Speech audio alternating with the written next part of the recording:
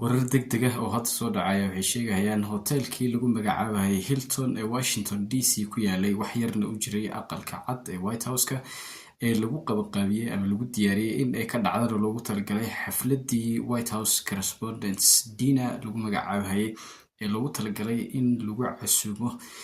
wariyeyaasha aqalka cad ka warbixiyo xafladii markii la diyaariyay oo wax walba ay ready noqdeen ayaa xabada lagu furay hoteelkii asaga ahaa ee Hilton waa war degdeg ah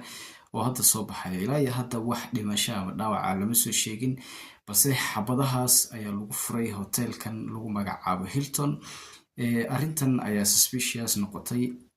Donald Trump iyo waliba xaaskiisa Melania wala la cararay oo goobta laga cararay sida hadda la soo sheegayo sidaas si lamid ah daqiiqado ka hor qorooyin protesters ah ama dad banaanbaxayaal ah oo ka banaanbaxayo Epstein files haweenkii lagu dhibaateeyay qaar ka mid ah sidoo kale geeriyooday oo sanad ka hor ay geeriyoodeen familkoodii sidoo kale aqalka cad hortiisa macnaha ishiga isku soo abaabulan waliba Hilton hotelka lagu qabanayay White House Correspondents ayadoo halkaasi hadda lagu kala cararay sida la soo sheegay daqiiqado ka hor sida arkaysaan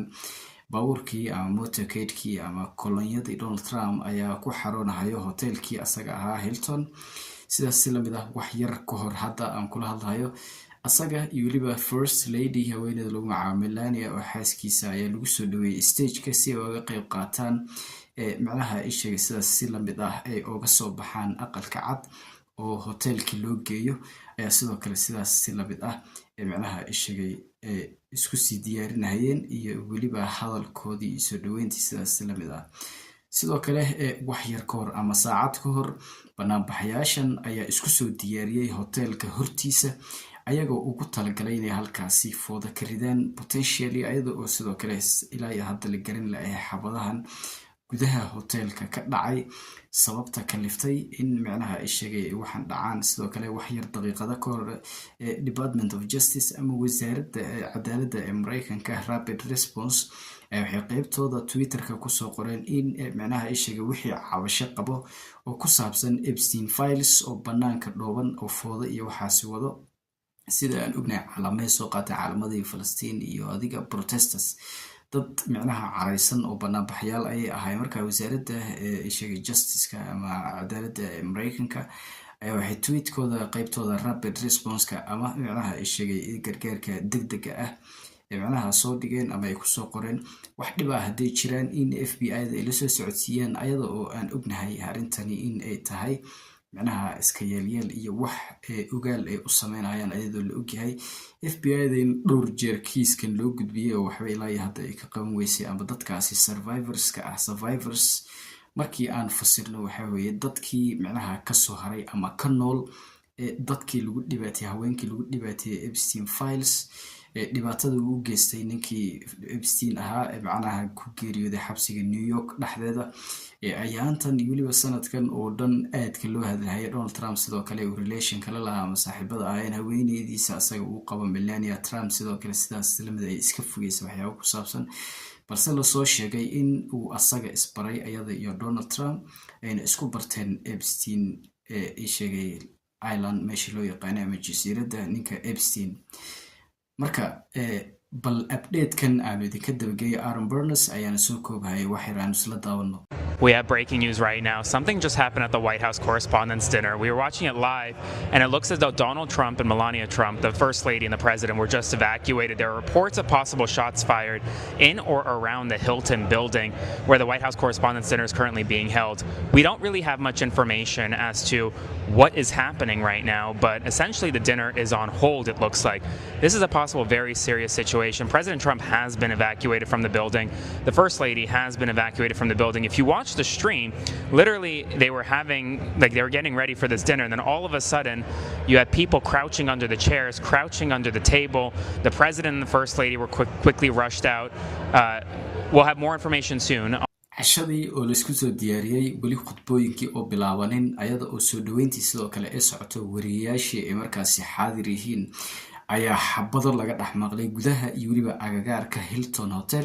hotelkan luxury Washington DC ku yaalo ee aqalka cad wax yar u jiro oo xafladaasi sidoo kale lagu qabanahay sidoo kale wax yar ka hor xaaladu sidan ayay ahayd oo qolooyinkii macnaha ishiga protestaska ama banaabaxayaashii ka banaabaxayay haweenkii la dhibaateeyay sidaas lamida maadaama Donald Trump waxyaabo fara badan oo khalad ah uu sameeyay miidiyaha iyo waliba wariyeyaasha diiday inay ka qayb galaan waxyaabaha uu kula diray inay ahaayeen su'aalaha ku saabsan Epstein files iyo haweenka la dhibaateeyay ee lagu dhibaateeyay ama macnaha ishiga kufsiga iyo loo geystay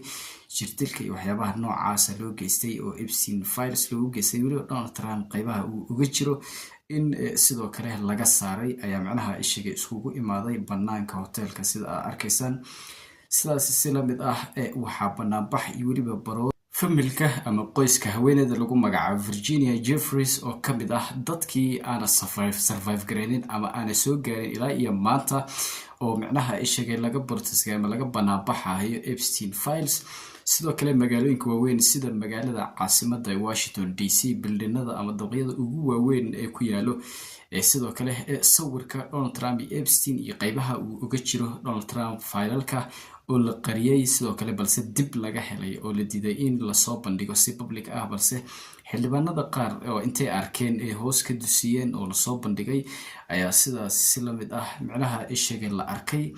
oo macnaha ishiga ka muuqdo gudaha sidoo kale familka ayaa baroor la soo istaagay meesha laga galo hotelkan lagu magacaabo Hilton oo xafladan press conference-yada ama macnaha ishiga wariyeyaasha aqalka cad ka soo warbixin jiray White House correspondents dinner ama cashadan casho sharaftan loo agaasimay ayaga Donald Trump waliba loo qorsheeyay inuu ilaa 40 daqiiqo halkaasi ka hadli doono familka sidan ay wax u dhaceen. Today marks 1 year since the death of one of the most prominent survivors of Jeffrey Epstein's abuse. Members of Virginia Giuffre's family and other survivors of Epstein gathered in Washington, D.C. to remember her,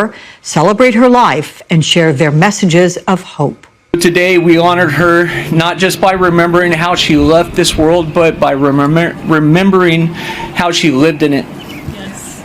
yes. In the stories we tell, in the love we share, in the strength we carry forward, she is still with us.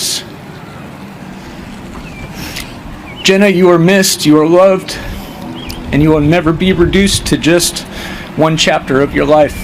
I want to bring in one of the speakers at that vigil, Lisa Phillips, an Epstein survivor, advocate, and host of the From Now On podcast. I'm glad you're here, Lisa. It was a big day. It's a year since Virginia's death by suicide. So what are your feelings around today? Thank you so much for having me, Alex. It's been so wonderful today sharing this memorial with Virginia's family. Their speeches were beautiful. My survivor sisters that are here, we are all here in the courage and sida arkaysan waa gabdhihii ka badbaaday ama macnaha aan istilin ciil ay u qabaan in Jeffrey Epstein loo geeyay oo waxyaabo macnaha khaldan oo tacaddi ah uu u geystay sida ognahay haweeneydan lagu magacaabo Jeffries ayada Virginia macnaha way ishagay u adkeysan weeday oo suicide ay isku dishay ama way isciijisay sida warka inagu soo gaaraya sida arkaysan sidaas si la mid ah